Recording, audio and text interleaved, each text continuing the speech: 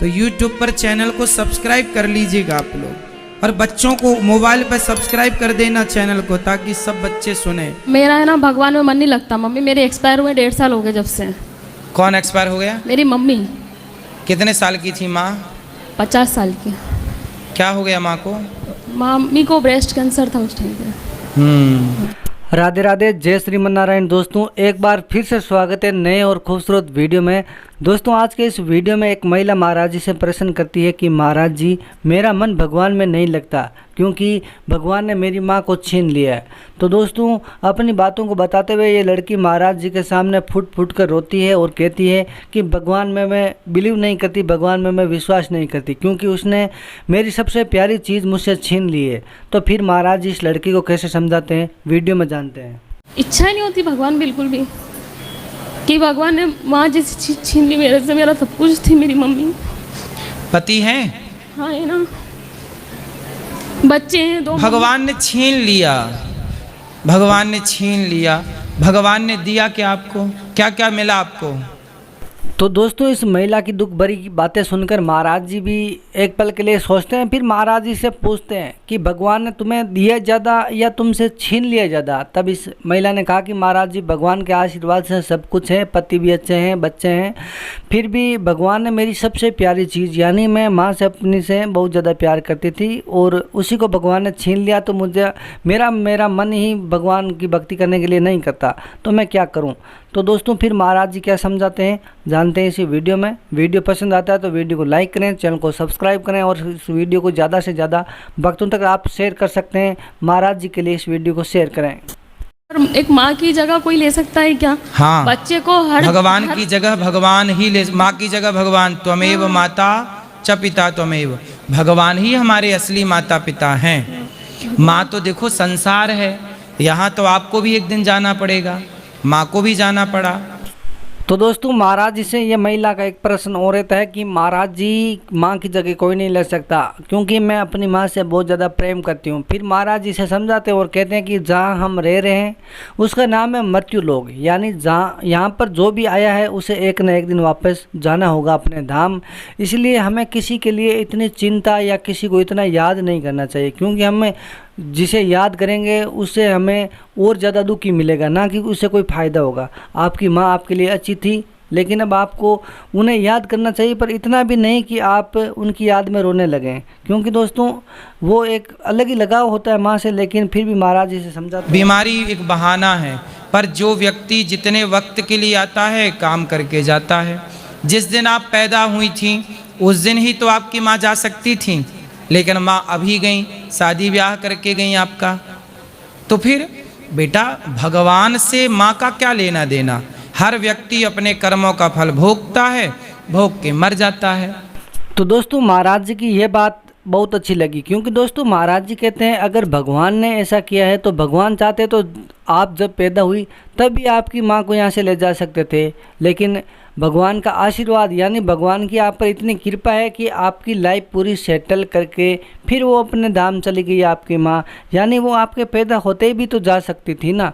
तो आप ये मानो कि आपके ऊपर भगवान की कृपा थी जब तक आपकी माँ आपके साथ थी। अब उनका जैसा भी कर्म था, जैसा भी काम था, वो अपना काम कर्म करके अपने भगवत धाम चली गई है। तो फिर ये महिला महाराज जी से और कुछ कहती है, सुनते हैं। भगवान का क्या कसूर है इसमें? पर मन ही नहीं लगता ना, क्योंकि बच्चा छोटा हो या बड़ा हो हर टाइम में उसकी एक माँ की ज़रूरत रहती है ना। उसी प्रकार की चलो कोई तो है, बच्चे में लगे रहते हैं, पर हस्बैंड है वो उनके ऑफिस में लगे रहते हैं, तो माँ की तो याद आती ना कुछ भी टाइम होगा तो आप माँ से बात करती थी? तो दोस्तों महाराज जी कहते हैं कि आपको भगवान को दोष नहीं देना चाहिए। क्या है, हर चीज़ भगवान से मांगना, भगवान के सामने रोना, मतलब बिना बात के आपने ये नहीं दिया वो नहीं दिया, भगवान के सामने हमें कभी कोई शिकायत नहीं करनी चाहिए। भगवान को आपको धन्यवाद करना चाहिए कि जो भी आपने दिया बहुत है। लेकिन फिर भी ये महिला कहती है कि मैं अपनी माँ के बिना नहीं रह सकती क्योंकि मेरे पति भी है, वो काम काज करते हैं। तो फिर महाराज जी कहते हैं कि अपने पति कहाँ हैं हम उनको समझाएंगे, भले ही 2 पैसे कम कमाओ पर अपने परिवार को टाइम दो। तो दोस्तों फिर महाराज जी से कहते हैं कि आपको दुखी नहीं होना चाहिए, जो भी भगवान ने किया वो सब अच्छा किया। क्यों? पिता हैं आपके? हाँ पिताजी हैं। हाँ तो पिता है ना, माँ ने पिता का पूरी होना नहीं होना एक ही वो बात है, मतलब माँ की जगह कोई नहीं ले सकता ना। माँ के बगैर माई का मतलब सब पिता की बेकार। जगह कोई ले सकता है। नहीं, पर मम्मी की जैसे माँ के बगैर माई का खाली जैसे मन ही नहीं करता ना बिल्कुल जाने का वहाँ पे बिल्कुल भी। तो दोस्तों ये बात तो महिला की अच्छी नहीं लगी, हमें भी नहीं लगी, क्योंकि ये कहती है कि माँ की जगह कोई नहीं ले सकती, पिता का होना ना होना मायने नहीं रखता। ये बात तो गलत है।